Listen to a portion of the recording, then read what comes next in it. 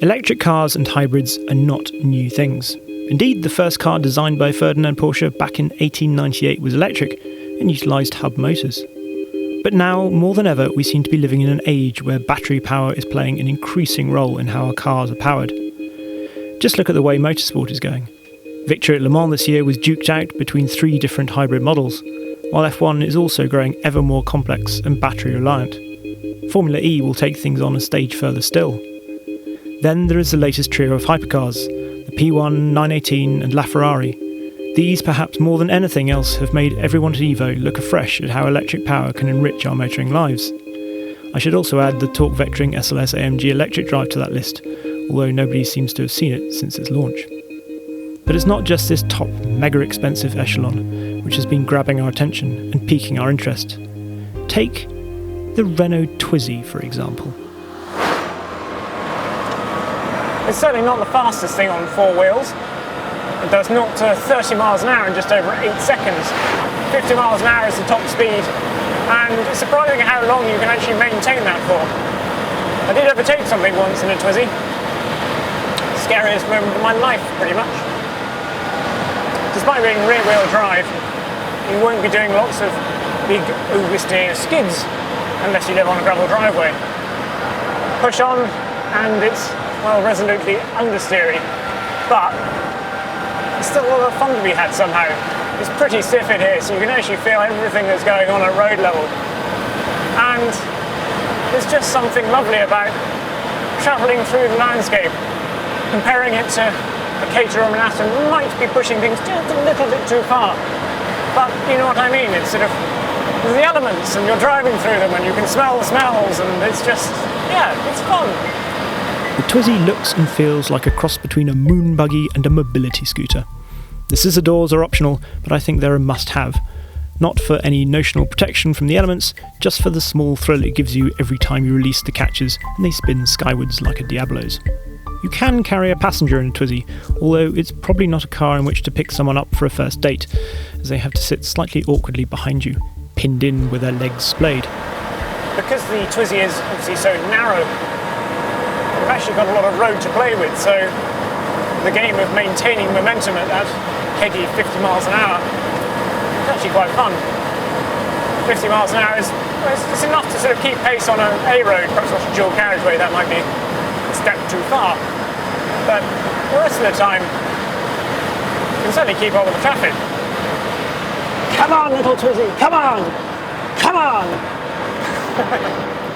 We're not about to suggest a Twizy as a sole form of Evo motoring. Rather, it seems to make sense as a second car to something thirsty like an AMG Merc. Use the big V8 for most journeys, but take the Twizy when you just want to pop to the nearest town or village, and starting the AMG up would just be wasteful. We found the Twizy's range was around 40 to 45 miles, which makes decent local trips more than feasible.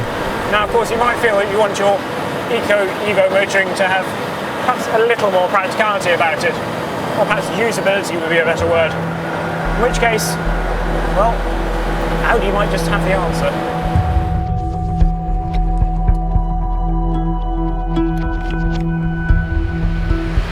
We are in Austria, just outside Vienna, and the hills are alive to, well, the sound of nothing, frankly, because the Audi A3 e-tron is currently in EV, fully electric mode. There are 4 modes you really need to know about with this car. The first of these is Hybrid Auto, which is what you use most of the time, and includes the sport setting, where the 75 kilowatt motor and 148 brake horsepower 1.4 litre TSI engine are utilised together for the greatest performance. Hybrid Hold is then used to conserve battery power, while Hybrid Charge actively harnesses the engine to refill batteries as you're driving. The reason for using either of these latter modes is if you were, say, approaching a town and wanted to have as much charge as possible available for EV driving. Alternatively, you might be heading for the hills and want the batteries full for maximum performance when you reached your favourite stretch of twisting tarmac. In full electric mode, Audi has worked extremely hard to keep all the NVH and the noise down, so it is incredibly quiet in here, I have to say. And you don't get very much of that sort of tram-like sort of spooling up of the motors that you get in some electric cars either. Anyway, as we're in some decent roads now, let's put it into Auto Hybrid. You might be wondering what lifts the Audi A3 e-tron above something like the much castigated Toyota Prius in the Evo Interest Stakes. And in some ways you'd be right to question. However, the performance really is of a different magnitude, with twice the power, 258 pounds-foot of torque, and a 0 to 60 mile an hour time of around 7.5 seconds. Given the sort of P1 LaFerrari connections now, you've got to assume that it's going to trickle down more and more to cars that we can actually afford.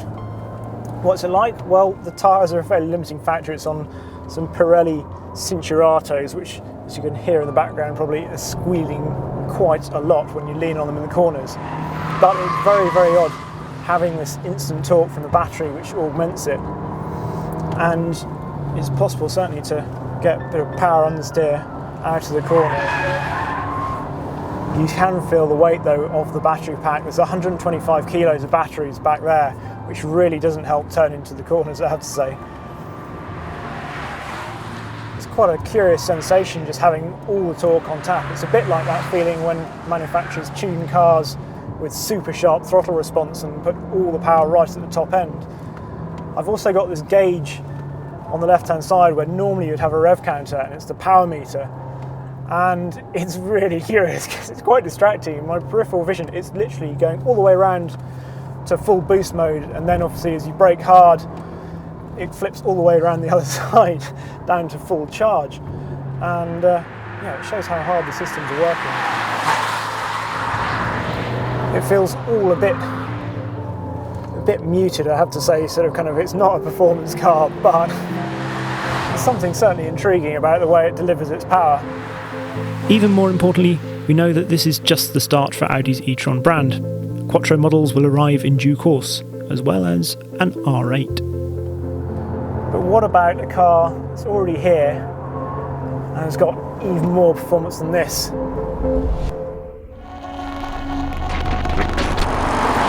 So this is where the future gets really interesting. This is the BMW i8, the Porsche 911 Audi R8 rival. And as you can tell, at the moment we're cruising along in full electric mode. To be honest, the air conditioning is making more noise than the car is. We can do up to 75 miles an hour in full electric, but what gets good is when we put it into sport hybrid.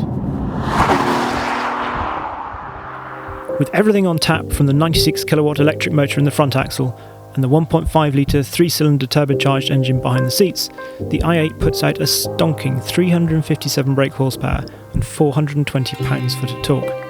Sport mode also tightens the damping and reduces the electric power assistance for the steering. I've only been driving this car for a few hours, but I have to say I absolutely love it.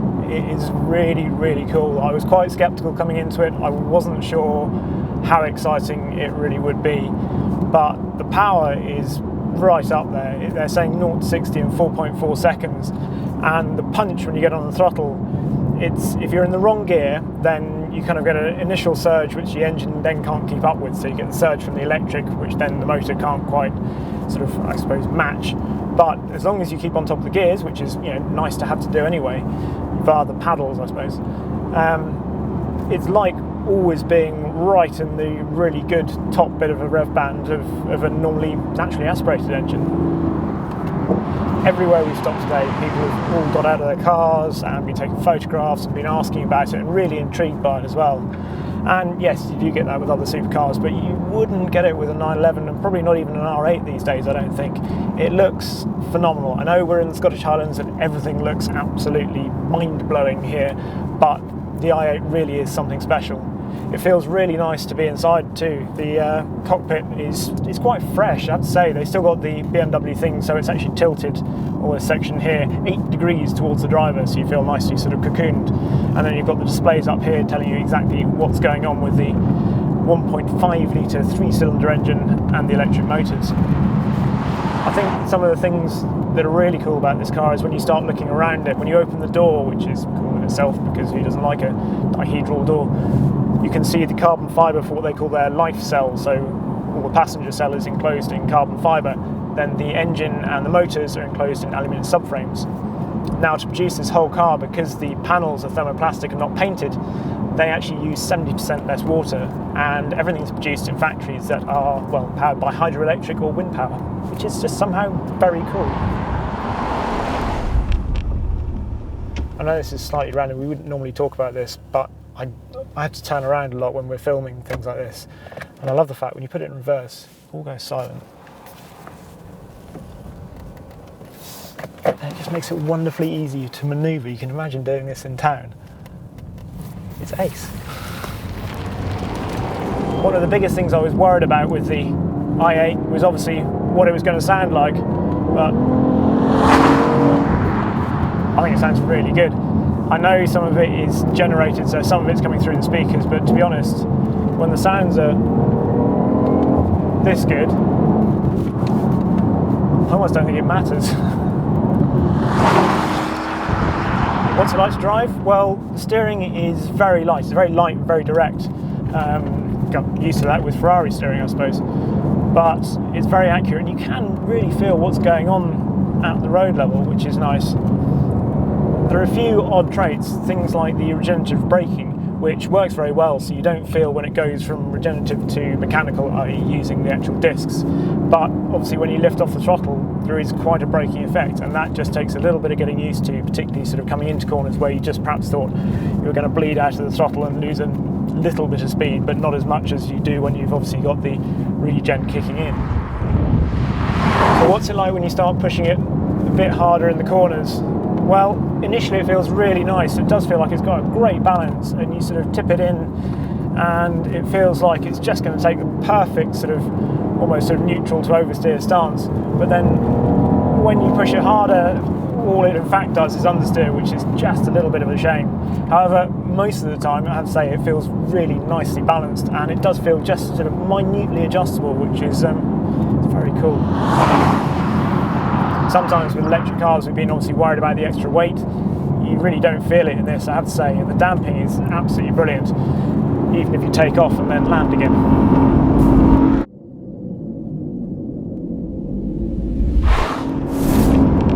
Not something I expected to be doing in an i8, I have to say. The future flies. Flying cars, that's what they said you'd have. Yeah. In some ways, the most encouraging thing about the i8 in the context of this video is the rate of progress and development that it embodies. When BMW revealed the vision-efficient dynamics concept, which foreshadowed the i8, they announced a CO2 figure of 99 grams per kilometre and projected 70 mpg. Wow, we thought. Gosh. Yet such is the pace of development that this production i8 produces half the CO2, putting out just 49 grams per kilometre, and has more than doubled its mpg figure to 134 miles per gallon. It's a remarkable car. Driving a car on electric power alone is something that we're discovering has its own very real allure. Not perhaps on a pure performance level yet, but just through the blissful serenity that swishing along in near silence can bring. I'm not in any way about to claim that it can match the joy of a yowling Carrera GT or howling Aventador, but we are beginning to see and understand the little things that electric hybrid power can bring to performance cars. Everything from torque fill to the ability to leave your house entirely silently early in the morning without waking anyone, and then actually enjoy firing up an engine when you're safely and sociably out of earshot. What will the next round of hybrid cars provide us with? Well, an R8 e-tron, the new hybrid Honda NSX, and a hybrid Porsche 911 all seem to be on the horizon. And on current evidence, it feels like they're not things to be feared for potentially killing the performance car, but rather developments to be welcomed for opening up whole new facets in how we get enjoyable performance on four wheels.